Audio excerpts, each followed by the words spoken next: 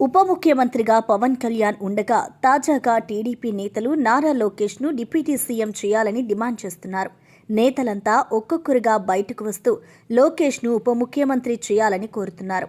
పవన్ కళ్యాణ్కు కేంద్ర పెద్దల వద్ద ఎక్కువ ప్రాధాన్యత లభించడం వంటి కారణాలు కూడా తెలుగుదేశం నేతలను జీర్ణించుకోలేకే ఈ వ్యాఖ్యలు చేస్తున్నట్టు కొంతమంది కాపు నేతలు వ్యాఖ్యానిస్తున్నారు.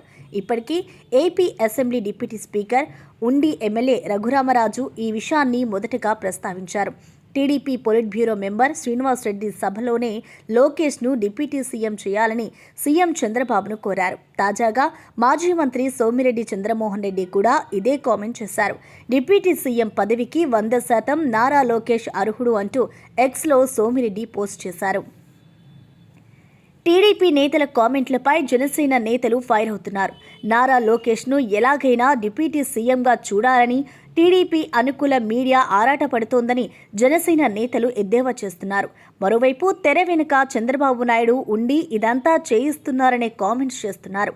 ముందు నుంచి చంద్రబాబు నమ్మిన వాళ్లను మోసం చేయడం ముందు నుంచే అలవాటుందంటున్నారు. పిల్లనిచ్చిన మామనే వెన్నుపోటు పడిచిన చరిత్ర చంద్రబాబు సొంతం.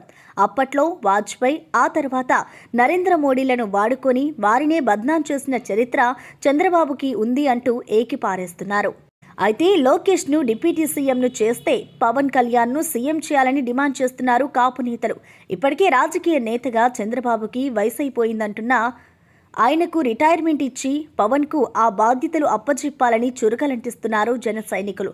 మొత్తంగా సోషల్ మీడియా వేదికగా తెలుగుదేశం నేతల వ్యాఖ్యలకు గట్టి కౌంటర్ ఇస్తున్నారు జన సైనికులు. ఇదిలా ఉంటే రీసెంట్గా ఏపీ పర్యటనకు వచ్చిన కేంద్ర హోంమంత్రి అమిత్ షాకు చంద్రబాబు, పవన్ కళ్యాణ్తో పాటు ఏపీ కేబినెట్ మొత్తం ఘన స్వాగతం పలికిన సంగతి తెలిసిందే. ఆంధ్రుల హక్కు అయిన విశాఖ ఉక్కుకు ఇటీవల భారీ ప్రోత్సాహం ప్రకటించిన నేపథ్యంలో మంత్రులు హర్షం వ్యక్తం చేస్తున్నారు. ఈ సమయంలో చంద్రబాబు ఇంట అమిత్ షాకు ప్రత్యేక విందు ఏర్పాటు చేశారు. ఈ సమయంలో సుమారు అర్ధగంట పాటు చంద్రబాబు, అమిత్ షాలు ఆంతరంగిక చర్చల్లో పాల్గొనగా అనంతరం పవన్ కళ్యాణ్, లోకేష్ మొదలైన వారు ఆ భేటీలో జాయిన్ అయినట్లుగా చెప్తున్నారు. ఈ క్రమంలో వైసీపీ అధినేత మాజీ ముఖ్యమంత్రి జగన్కు ఎన్ని ప్యాలెస్లు ఉన్నాయని అమిత్ షా అడిగారని, ఎక్కడెక్కడున్నాయో బాబు అండ్ కో చెప్పారని కథనాలు వచ్చాయి. దీనిపై వైసీపీ నేత అంబటి రాంబాబు స్పందించారు. ఇందులో భాగంగా ఏపీలో ఎన్నో సమస్యలు ఉంటే అమిత్ షా అంతటి వారు వస్తే మాట్లాడుకోవాల్సినవి జగన్కు ఉన్న భవనాల గురించా లేక ఆంధ్రుల బ్రతుకు చిత్రం గురించా అంటూ మండిపడ్డారు. ఈ సమయంలో లోకేష్ను డిప్యూటీ సీఎం చేయడంపై ఆసక్తికర విషయం తెరపైకి తెచ్చారు. అవును, తెలుగుదేశం పార్టీ తరపున ఏపీకి ఉప ముఖ్యమంత్రిగా నారా లోకేష్ను ఎంపిక చేయాలని, అన్ని విధాలా అతనికి అర్హతలు ఉన్నాయని, జగన్ సీఎం కావాలని, పవన్ కళ్యాణ్ కూడా సీఎం కావాలని ఆయా పార్టీల కార్యకర్తలు ఎలాగైతే కోరుకుంటారో అదేవిధంగా టీడీపీ కార్యకర్తలు కూడా లోకేష్ ఉప ముఖ్యమంత్రి కావాలని కోరుకుంటున్నారని టీడీపీ నేతలు చెబుతున్నారు.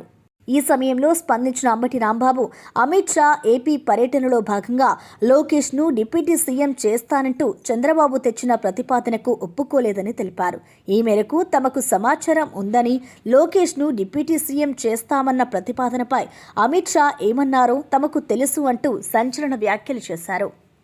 ఇందులో భాగంగా లోకేష్ అన్ని శాఖల్లోనూ వేలు పెడుతున్నారని, అతన్ని కంట్రోల్లో ఉంచాలని చంద్రబాబు, అమిత్ షా సూచించారని, ఇదే సమయంలో లోకేష్ వసూళ్ల కార్యక్రమంలో నిమగ్నమయ్యాడని, స్పీడ్ తగ్గించుకోవాలని హెచ్చరించారని అంబటి రాంబాబు చెప్పుకొచ్చారు.